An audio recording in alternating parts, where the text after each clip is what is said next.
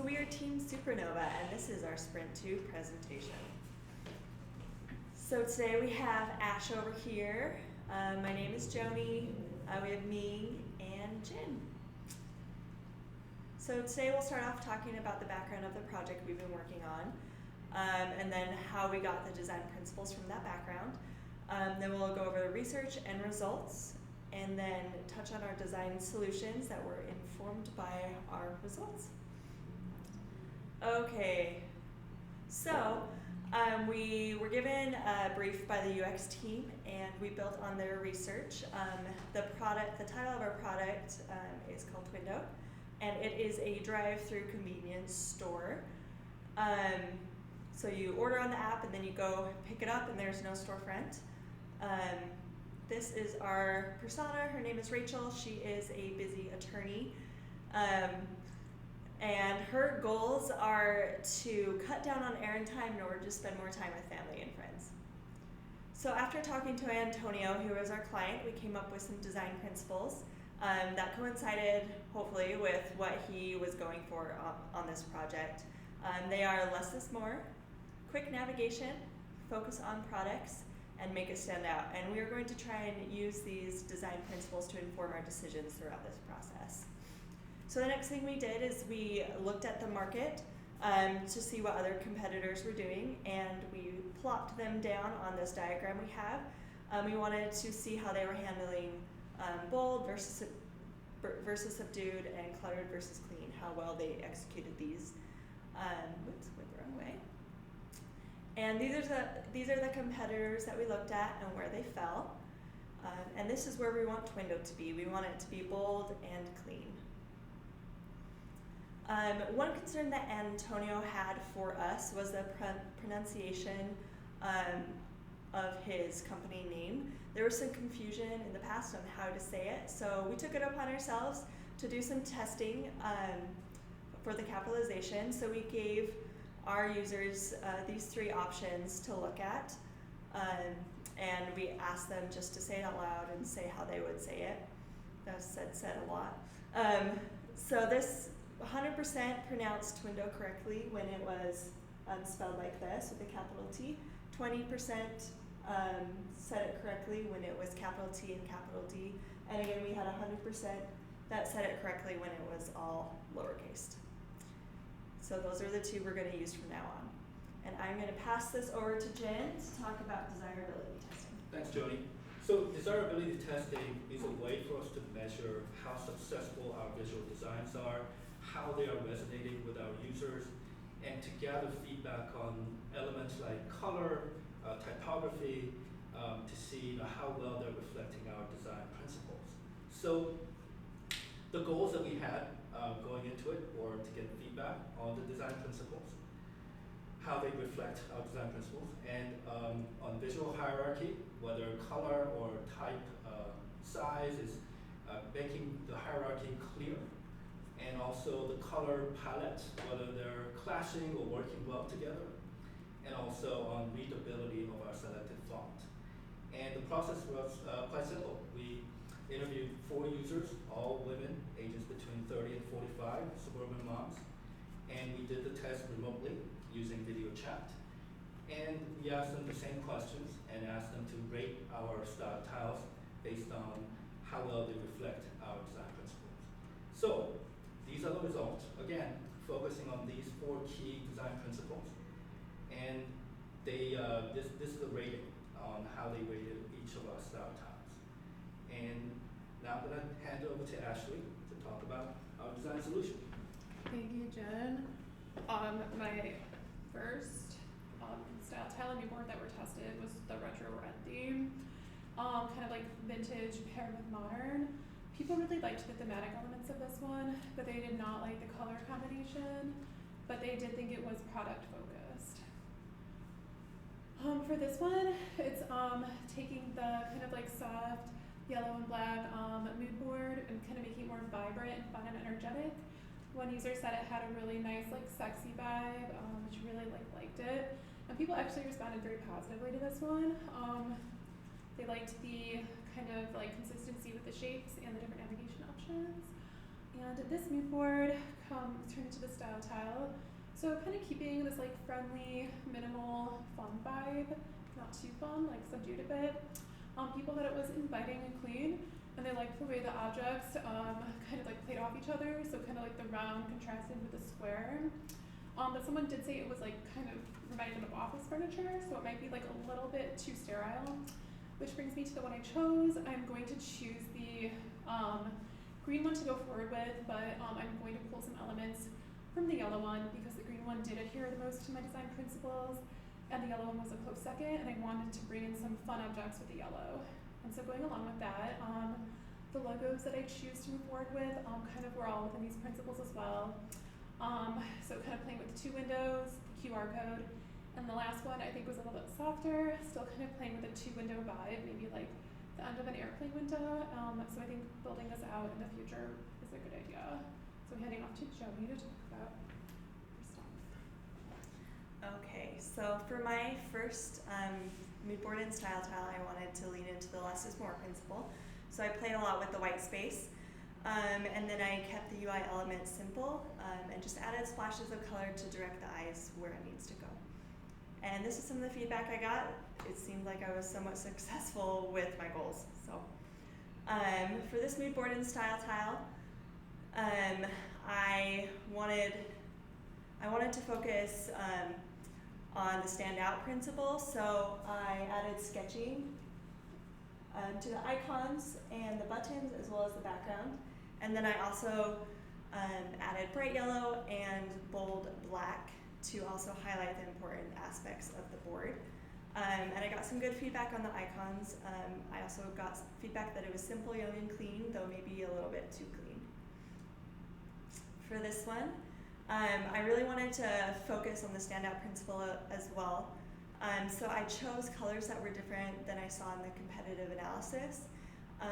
And because Rachel is young, I wanted to focus on making it a little playful. So I added unique icons and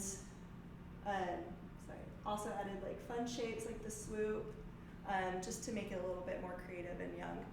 And to make it easy to navigate, I color blocked all the buttons. And I got some good feedback on this as well. So my blue one rated okay. People thought it was quick to navigate and that it stands out. My yellow one, they thought it was focused on products, but it also didn't rate very well and stands out. On this one, it scored the highest, and people thought I did really well on the less is more, and the other ones are pretty equal. So this is the one I will go forward with because it aligned best with the design principles. And yeah, that will be my springboard. Moving on. So for my logos, this is what I had sketched out. I decided to go with this second one, and I flipped it and added some style to that. Starting with my mood board, for the first one, I used yellow and green to make it really fresh, especially Rachel is kind of young, and to make it really energetic. I used simple icons. The feedback I received, I think I reached the goal of being like young and refreshing, and people really like the color used here. For my second one, I started with navy, and I add a bold orange into it to make it clean and bold at the same time. I used a white interface. The user said it's really organized, but it's probably when two users really like the color used here, and one said it's really personalized and connect to her. Just one user said it's a little bit too plain for her. For the last one, I used black and white and yellow. I decided to target a younger audience, probably male audience too. So some users said it is a little bit muscular, and they like the layout and the contrast of color. So with the scores, all three of my style tiles did a fair job. I didn't find one that scored highest.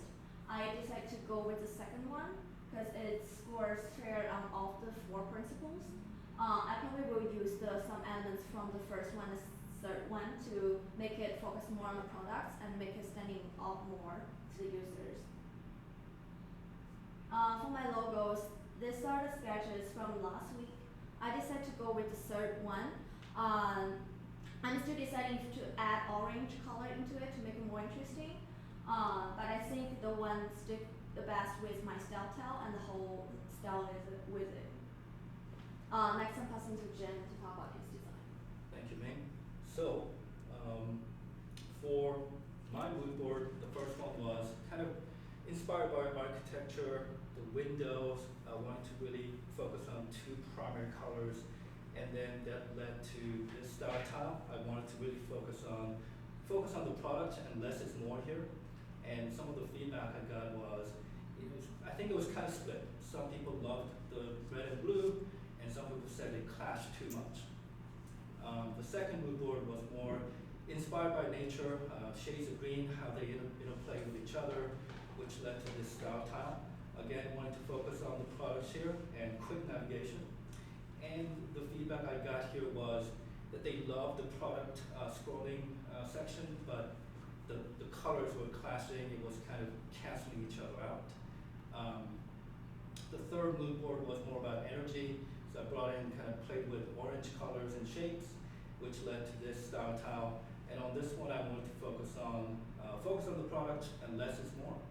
And the feedback I got on this was it was clean, simple. They really connected with it. They thought it connected well with the focus on products principle.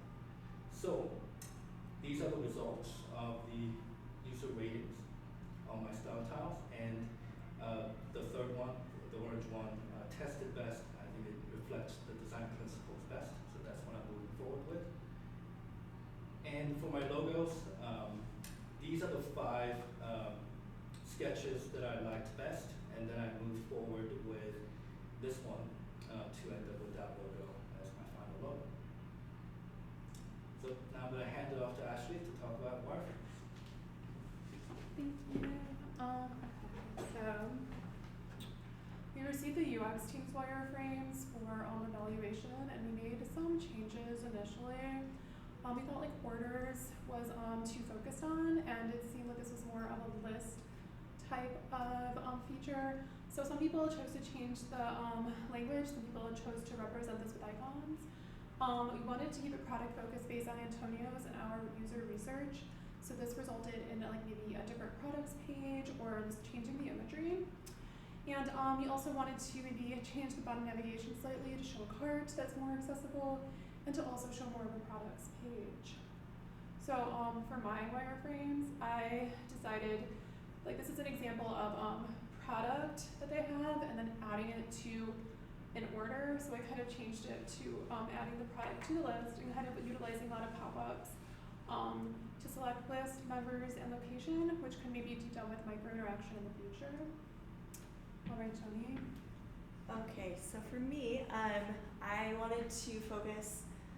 One of the things I tackled, I guess, was I wanted to move this recent activity page onto the order history page to make it simpler to navigate so that everything concerning the orders is all on the same page.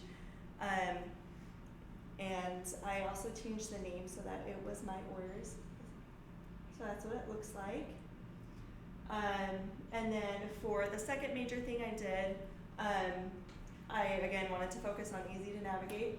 And these buttons were all very confusing to me going through the wireframe.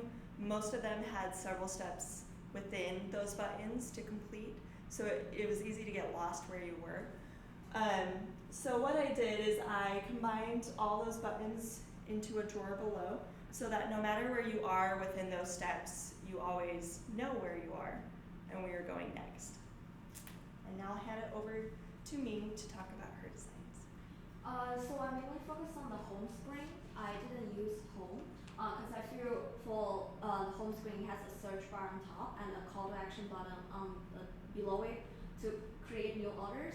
I feel it kind of too much for the user to see on the same screen, so I divided into 2 sections on the navigation. And also I think the search there can be a little bit confusing whether it's searching the orders or it's searching the products. So I made a search add product page for my wireframes, and also to focus on the products itself. I add some cards that will having a product focused image to show the user some products directly. Next, I'm passing to Jin. Thank you. So I wanted to focus on the home screen from the UX wireframes. I thought the header was confusing, and also the orders being on the home page was really hard to access. So what I did was simplify the home screen. What I kept was a search bar, because that's a key feature on how to search for new products. Antonio had mentioned he wanted the first thing you see when you open the app to be the product. So this is what I'm doing. The first thing you would see is a product, and at the bottom navigation, I added cart as well, because not having a cart was very problematic in the user flow. So the second screen here is just showing you what it looks like when you search for a product. Again, kind of product focused, more bigger images, better spacing on my wireframes. I'm gonna hand it off to Ming for wrap up. So this week, based on our desirability testing result, each of the designer has decided which style to go with, and we also evaluate our wireframes and develop our solutions. For next week, we will keep developing key screens for the whole user flow, and to also build an interactive prototype for further user testing with our designs.